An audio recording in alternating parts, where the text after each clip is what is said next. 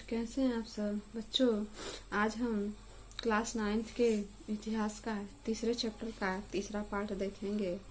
दूसरे पार्ट में देखा था कि किस तरीके से युद्ध के बाद वाइमर गणराज्य को बहुत सारे परेशानियों का सामना करना पड़ता है और मंदी के साल में उसे बहुत सारे भुगतान भी करने पड़ते हैं और राजनीतिक तौर से जो वाइमर गणराज्य होता है वह एक नाजुक दौर से गुजरने लगता है, क्योंकि उसके संविधान की कुछ ऐसी कमियां थी जिनकी वजह से गणराज्य कभी भी अस्थिरता और तानाशाही का शिकार बन सकता था और वह उनके कोई भी संविधान की खोज नहीं कर पाता है।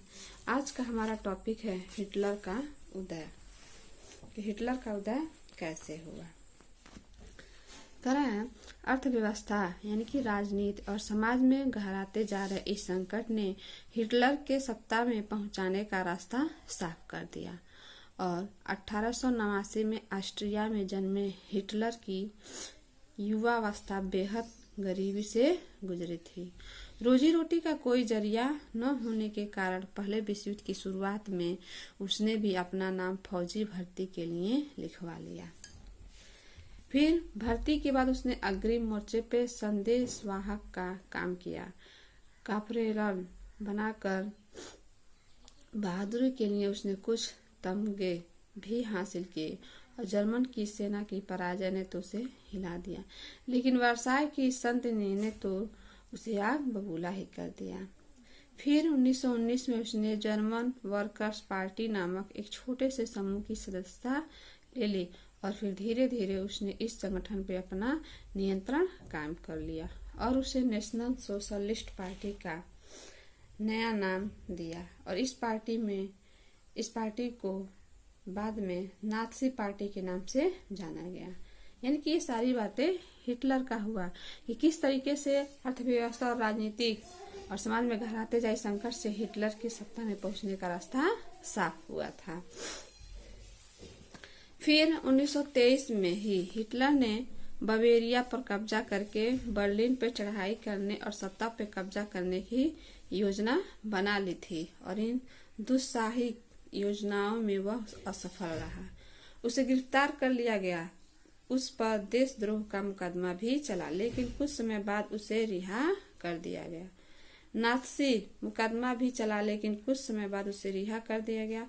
नात्सी राजनीतिक खेमा यानी कि राजनीतिक समूह में 1930 के दशक के शुरुआती सालों तक जनता को बड़े पैमाने पर अपनी तरफ आकर्षित नहीं कर पाया, लेकिन महामंदी के दौरान नात्सीवाद ने एक जन आंदोलन का रूप ग्रहण कर लिया। पहले शुरू में उसने उन जनता पर आकर्षित नहीं कर पाया, लेकिन जब महामंदी आई, आर्थिक परिस्थिति बनी रही, तब नात्सीवाद ने एक जन आंदोलन का रूप ग्रहण कर लिया। और जैसा कि पहले देख चुके हैं कि 1929 के बाद बैंक दिवालिया हो चुके थे, कि बैंकों के पास पैसे नहीं थे, काम धंधे बंद होते जा रहे थे, मजदूर बेरोजगार होते जा रहे थे और मध्य वर्गों को लाचारी और भूखमरी का डर सता रहा था। नात्सी प्रोपेगेंडा में लोगों को एक बेहतर भविष्य की उम्मीद दिखाई देती थी और फिर 1929 में नात्सी पार्टी को जर्मन संसद राइखस्टाग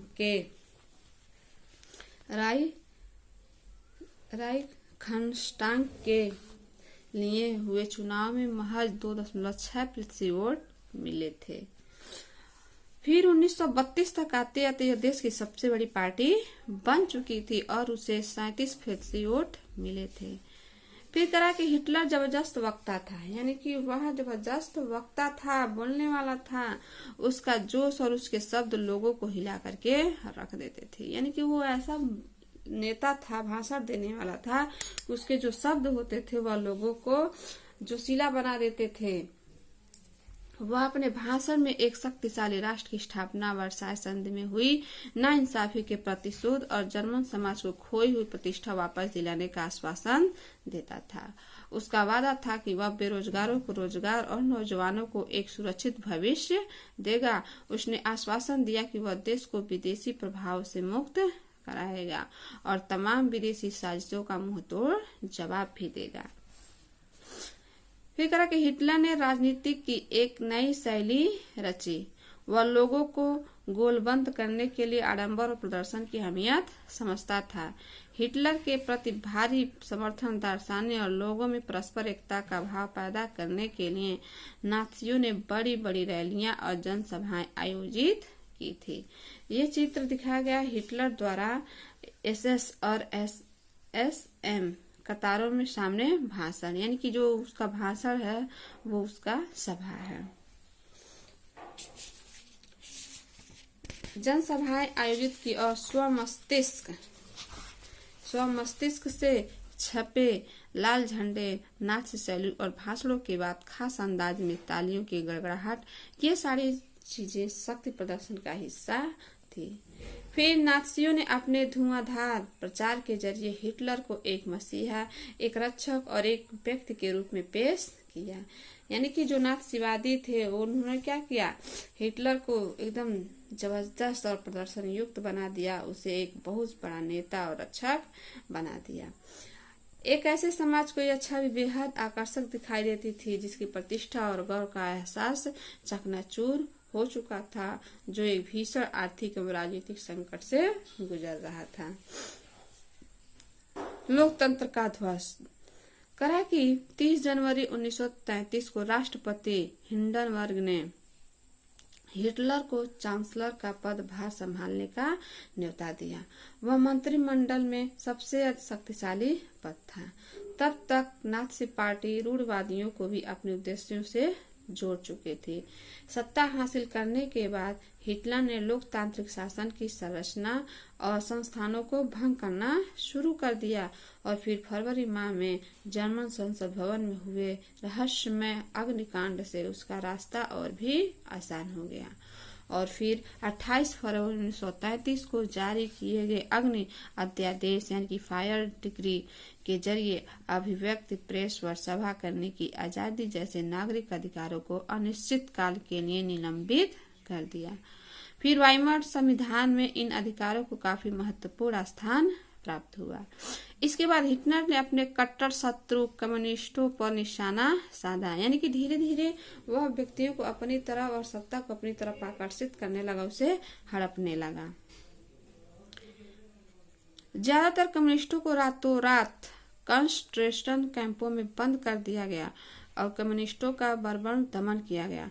लगभग 5 लाख की आबादी वाले ड्यूसलडॉर्फ शहर में गिरफ्तार किए गए लोगों की बची खोजी यानी कि 6808 फाइलों में से 1440 सिर्फ कम्युनिस्टों की थी। और नात्सियों ने सिर्फ कम्युनिस्टों का ही सफाया नहीं किया बल्कि नात्सी शासक के कुल 52 किस्म के लोगों को अपने दमन का निशाना बनाया। फिर करा कि 3 मार्च 1933 को प्रसिद्ध विशेषाधिकारी अधिनियम यानी कि इनेबलिंग एक्ट पारित किया और इस कानून के जरिए जर्मनी में बाकायदा तानाशाही स्थापित कर दी गई। और इस कानून ने हिटलर को संसद को हाशिए पर ढकेल करके केवल अध्यादेश के जरिए शासन चलाने का निरंकुश अधिकार प्रदान कर दिया, जो फिर नात्सी पार्टी और उसने जुड़े संगठनों के अलावा सभी राजनीतिक पार्टी और ट्रेड यूनियनों पर पाबंदी लगा दी गई। और फिर अर्थव्यवस्था, मीडिया, सेना और न्यायपालिका पर राज का पूरा नियंत्रण स्थापित हो गया। यानी कि इस तरीके से उसने क्या किया, जितने भी नात्सीवाद ये हिटलर के पार्टी का नाम था, इसीलिए उसको नात्सीवाद कहा गया। और जो धीरे धीरे क्या हुआ, सारे राजनीतिक पार्टी यानी कि न्यायपालिका पे और चाहे अर्थव्यवस्था चाहे मीडिया से हो, उसने सारे राज्य पे पूरा नियंत्रण स्थापित कर लिया। फिर करा कि पूरे समाज को नात्सियों ने हिसाब से नियंत्रित और व्यवस्थित करने के लिए विशेष निगरानी और सुरक्षा दस्ते गठित किए गए। पहले से मौजूद हरी वर्दीधारी पुलिस और स्टाफ ट्रूपर्स यानी कि एसए के अलावा गेस्टापो यानी कि गुप्तचर राज्य पुलिस, एसएस यानी कि अपराध नियंत्रण पुलिस और सुरक्षा सेवा एसडी का भी गठन किया गया। और इन नवगठित दस्तों को बेहिसाब संवैधानिक अधिकार दिए गए और इन्हीं की वजह से नात्सी राज को एक खूंखार आपराधिक राज की छवि प्राप्त हुई। यानी कि अभी इन्हीं के द्वारा जो हिटलर था एकदम खूंखार और आपराधिक राज्य स्थापित हो गया। करा के गेस्टापो के नियंत्रण गृहों में किसी को भी बंद किया जा सकता था और ये नए दस्ते किसी को भी यातना गृहों में भेज सकते थे। यातना की यानी कि जहाँ पे लोगों को कष्ट दिए जाते थे।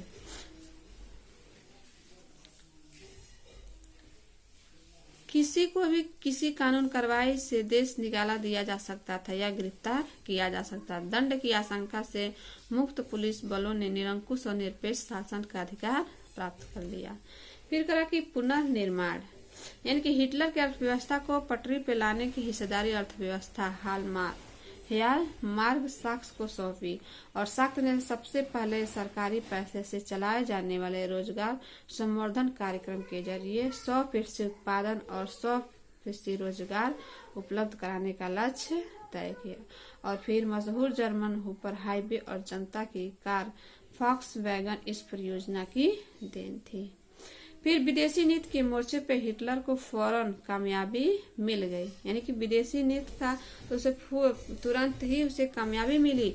और फिर 1933 में उसने लीग ऑफ नेशन में पल्ला झाड़ दिया और फिर 1936 में राइनलैंड पे दोबारा कब्जा किया और एक साम्राज्य और एक नेता के नारे की आड़ में उसने 1938 में ऑस्ट्रेलिया को जर्मनी से मिला लिया और इसके बाद उसने चेकोस्लोवाकिया में कब्जे वाले जर्मन भाषी सुडेनलैंड प्राप्त कब्जा किया और फिर पूरे चेकोस्लोवाकिया को हड़प लिया। और इस दौरान उसने इंग्लैंड को भी खामोश समर्थन मिल गया क्योंकि इंग्लैंड की नजर वर्साई की संधि के नाम पर जर्मनी के साथ बड़ी नाइंसाफी हुई और घरेलू और विदेशी मोर्चे पे जल्दी जल्दी इन कामयाबों में ऐसा लगा कि देश की नीति अब पलटने वाली है। इनकी मैप में देख रहे हैं ये सारा नाजीवाद का सत्ता यूरोप, यानी कि इसने क्या किया, धीरे धीरे इन सारे जगहों पे यानी कि ब्रिटेन, आयरलैंड, अटलांटिक महासागर, फ्रांस, जर्मनी, हिटलर का इस पे अपना नियंत्रण स्थापित कर लिया। इसने सारा अपना साम्राज्य स्थापित कर लिया। तो आज की वीडियो में बस इतना ही।